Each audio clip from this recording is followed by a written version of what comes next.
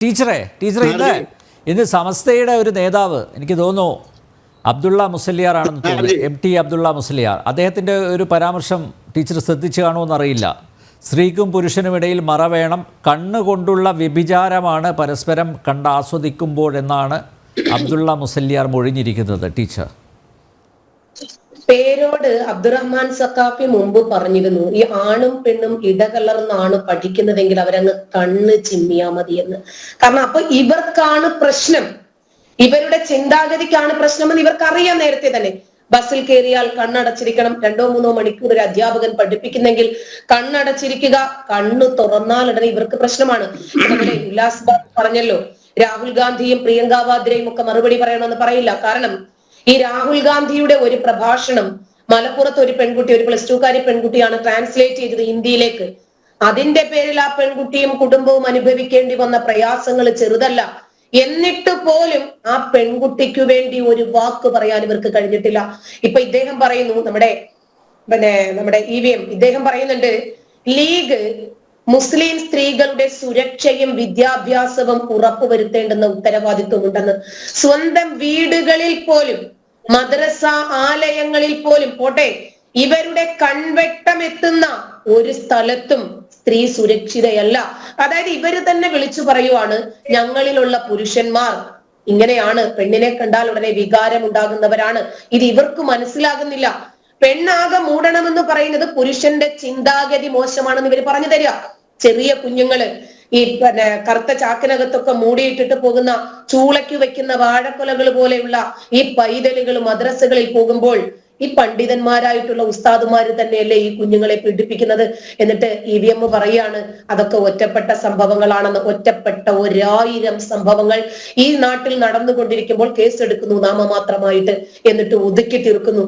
ഇവരെ ഒന്നും എതിർക്കാൻ ഈ വിഭാഗത്തിന് സാധിക്കുന്നതേ ഇല്ല. അതായത് ഇവർക്ക് വേണ്ടത് വിവാഹിതയായ മുസ്ലിം സ്ത്രീയെ സംബന്ധിച്ചിടത്തോളം ഭർത്താവിന്റെ ഇഷ്ടത്തിനനുസരിച്ച് കമിഴ്ന്ന് കിടക്കാൻ പറഞ്ഞാൽ കമിഴ്ന്ന് കിടക്കണം, മലർന്ന് കിടക്കാൻ പറഞ്ഞാൽ മലർന്ന് കിടക്കണം. ഞാൻ പറഞ്ഞതല്ല കേട്ടോ, EP അബൂബക്കർ കാസ്മി പറയുന്നുണ്ട്, മലർത്തി കിടത്തിയോ ചരിച്ച് കിടത്തിയോ എങ്ങനെയാണോ പുരുഷൻ പറയുന്നത്. കാരണം പുരുഷനാണ് കർഷകൻ, മറ്റത് ഭൂമിയാണ്, ഭൂമിക്കൊന്നും പറയാനുള്ള റൈറ്റ്സ് ഇല്ല. അപ്പൊ കർഷകൻ എന്ത് തീരുമാനിക്കുന്നോ അതിനനുസരിച്ച് ചരിച്ചും മലർത്തിയും കമിഴ്ത്തിയും കിടക്കാൻ വേണ്ടി മാത്രമുള്ള ഒരു പേരയന്ത്രമായിട്ടാണ് ഇസ്ലാം പെണ്ണിനെ കാണുന്നത്. ടീച്ചറെ, എനിക്ക് പറയാൻ സമയം തരണം. സ്ത്രീ വിത്ത് ആവശ്യം പോലെ വിതയ്ക്കാനുള്ള അവകാശം പുരുഷനുണ്ടെന്നാണ് അദ്ദേഹം പറഞ്ഞത്. എനിക്ക് പറയാൻ സമയം തരണം. അതെ, ഖുർആൻ പറഞ്ഞതും അങ്ങനെ തന്നെയാണ്. നിസാഉക്കും ഹർത്തുലക്കും ഫഅതു ഹർത്തക്കും അന്നാശിതും, 2-ാം അധ്യായമായ സൂറത്തുൽ ബഖറയിലെ 223-ാമത്തെ വചനമാണത്. പുരുഷന്മാരെ, സ്ത്രീകൾ നിങ്ങൾ ഇച്ഛിക്കും വിധം നിങ്ങൾ അവരെ സമീപിച്ചു കൊള്ളൂ എന്നാ പറഞ്ഞു. അപ്പോ സ്ത്രീകൾ ഇനിയിപ്പോ പുരുഷൻ ഇല്ലാത്ത സാഹചര്യത്തിൽ എങ്ങാനും മലർന്നു കിടന്നാലോ പിശാച് കയറുമെന്നാ പറഞ്ഞു. ഞാൻ പറഞ്ഞതല്ല, മതഗ്രന്ഥങ്ങൾ പറയുന്നതാ.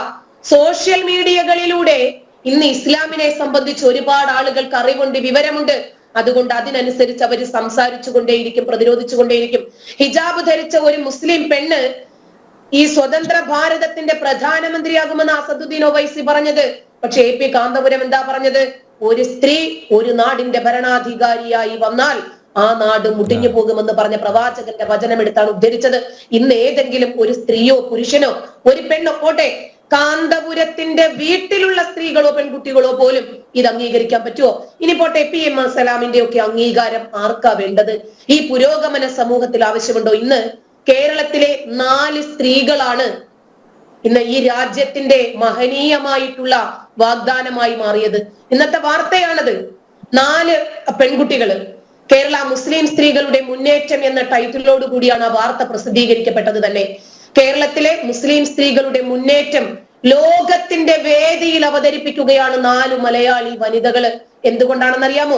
AP പോലെയും PMA സലാമിനെ പോലെയും ഇതുപോലെയുള്ള ലീഗാപ്പികളെയും ഒക്കെ ചുമരുകൾക്കപ്പുറത്തേക്ക് വലിച്ചെറിഞ്ഞിട്ട് അവർ യുക്തിസഹമായി ഈ രാജ്യത്തിന്റെ ഭരണഘടനയ്ക്ക് അനുകൂലമായി അവർക്ക് ലഭിച്ച എല്ലാ സ്വാതന്ത്ര്യങ്ങളെയും യൂട്ടിലൈസ് ചെയ്ത് മുന്നോട്ട് പോയത് കൊണ്ടാണ് അവർക്ക് അതൊക്കെ ഭരിക്കാൻ സാധിച്ചത്. ലോകത്തിന്റെ വിവിധ ഭാഗങ്ങളിൽ നിന്നുള്ള മുസ്ലിം വനിതാ ചിന്തകരെയും ഗവേഷകരെയും ഒക്കെ ഉൾപ്പെടുത്തി ഖത്തറിലാണ് മുജാദല അഥവാ തർക്കിക്കുന്ന പെണ്ണ് എന്ന പേരിലായിരുന്നു ഒരു സെന്റർ സംഘടിപ്പിച്ച ജദൽ ഉച്ചകോടിയിൽ 4 മലയാളി സ്ത്രീകൾ പങ്കെടുത്തത്. പോരാന്ന് ഇവര് പറയുമോ? ആ പെണ്ണിനോടൊപ്പം സഞ്ചരിച്ചത് ആരാണെന്ന് ഇവർ പോകുമോ? ആ പെണ്ണിനോടൊപ്പം ഡിജിറ്റൽ ക്യാമറയും എടുത്ത് നിങ്ങൾ പോകുമ്പോ ആ പെണ്ണൊരുത്തി എങ്ങോട്ടാ സഞ്ചരിക്കുന്നതെന്ന് അറിയാമോ? ഈ ലോകത്തിന്റെ പുരോഗതിക്ക് ഞാൻ എങ്ങനെ ഭാഗവാക്കാകാൻ പറ്റും? മാധ്യമ പ്രവർത്തകരായി, ഗവേഷകരായി, കാലിക്കറ്റ് സർവകലാശാലയിലെ സോഷ്യോളജി അസിസ്റ്റന്റ് പ്രൊഫസർമാരായി, അങ്ങനെ വ്യത്യസ്ത നിലകളിലായി അവർ ഈ രാജ്യത്തിന്റെ അമരക്കാരിൽ, ശില്പികളിൽ, ചരിത്രങ്ങളിൽ ഇടം നേടുവാണ്. ഇവരെന്താണ് ഈ സാഹചര്യത്തിൽ പറയുന്നത്? അയ്യോ പെണ്ണിനെ കണ്ടു കഴിഞ്ഞാൽ ഉടനെ ഞങ്ങൾക്ക് ഉദ്ധാരണം ഉണ്ടാകും. ഇത്രയ്ക്ക് നിങ്ങൾക്ക് ലൈംഗിക വൈകൃതങ്ങളാണ് നിങ്ങളുടെ ഉള്ളിലുള്ളതെങ്കിൽ വീട്ടിലെ നിങ്ങളുടെ പെങ്ങളോ ഉമ്മയോ ഒക്കെ മുറ്റമടിച്ചുകൊണ്ടിരുന്നാല് നിങ്ങൾ നോക്കുമല്ലോ നൈറ്റ് കുറച്ച് താഴുന്നുണ്ടോ എന്ന്. നിങ്ങളെയൊക്കെ വിശ്വസിച്ച് എങ്ങനെയാണ് വീടുകളിൽ പെൺകുട്ടികൾക്ക് ജീവിക്കാൻ കഴിയുന്നത്? ഇപ്പൊ തൃശ്ശൂർ മെഡിക്കൽ കോളേജിലെ കുട്ടികൾക്ക് വേണ്ടിയിട്ട് ഒരു ക്ലാസ് നടക്കുക, കർട്ടൻ ഇട്ടിട്ട്. അപ്പൊ